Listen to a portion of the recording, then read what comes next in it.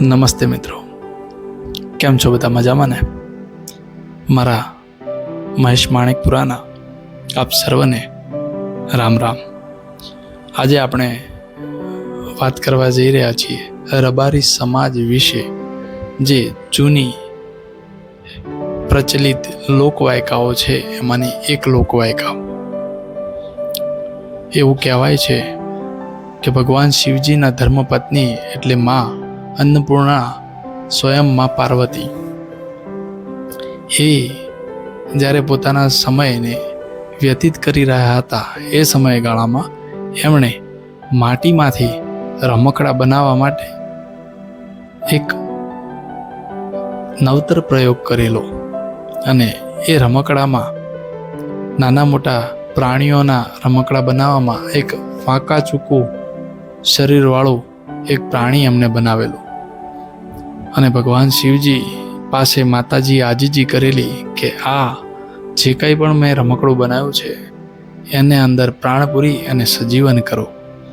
ભગવાન શિવજીએ માતાની ઈચ્છાને પરિપૂર્ણ કરી અને એને સજીવન કર્યું. એ રમકડું સજીવન થતાં એક અલગ જ પ્રકારનું પ્રાણી એ જગ્યા ઉપર અવતર્યું, જેને આજે આપણે ઊંટ કહીએ છીએ.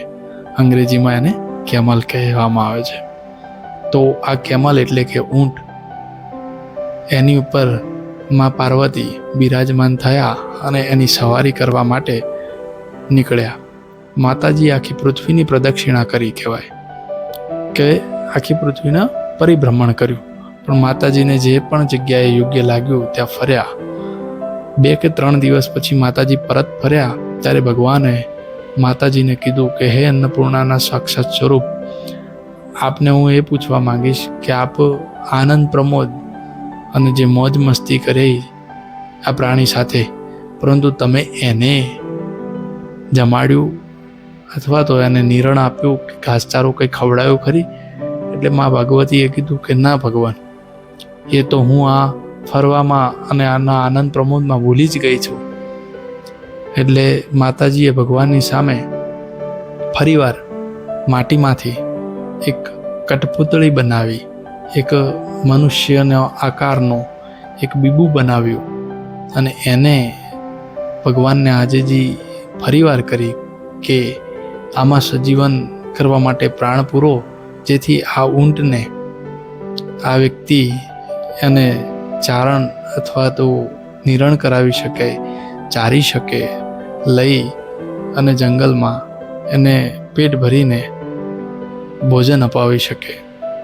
તો એના માટે ભગવાન શિવજીએ એ રમકડામાં ફરીવાર પ્રાણ પૂર્યા.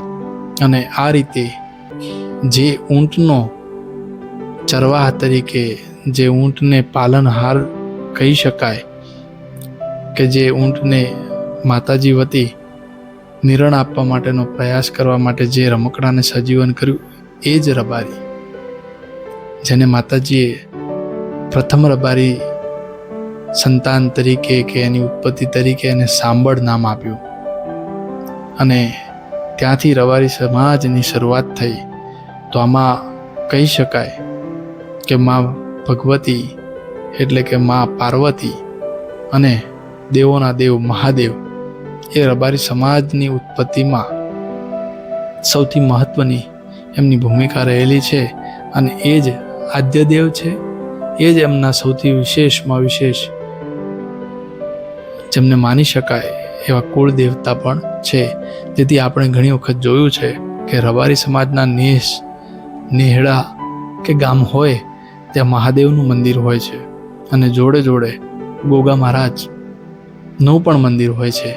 અને આની સાથે સાથે એવું કહેવાય છે કે જેણે ઊંટની સવારી કરી એટલે મા મોમાઈ, એ બીજી કોઈની, મારી માઈ એટલે મોમાઈ, એ મા પાર્વતી. તો આ રીતે રબારી સમાજની ઉત્પત્તિ થઈ છે. એવી એક આ લોકવાયકા હતી જે આપની સમક્ષ રજૂ કરી, અને આવનારા સમયમાં અમારી જોડે આવેલા વિવિધ પ્રકારના ઇતિહાસો આપની સમક્ષ રજૂ કરશું. જો આપની પાસે પણ આવા કોઈ ઇતિહાસ કે આવી કોઈ લોકવાયકાઓ હોય તો અચૂક અમને મોકલી આપશો. અમે આપના દ્વારા મોકલેલી કોઈ પણ લોકવાયકાને યથાયોગ્ય હશે તો સમાજ સુધી પહોંચાડવા રબારી યુટ્યુબ ચેનલના માધ્યમથી ઘરે ઘરે પહોંચાડવાનો પ્રયાસ કરીશું. રામ રામ. રબારી સમાજને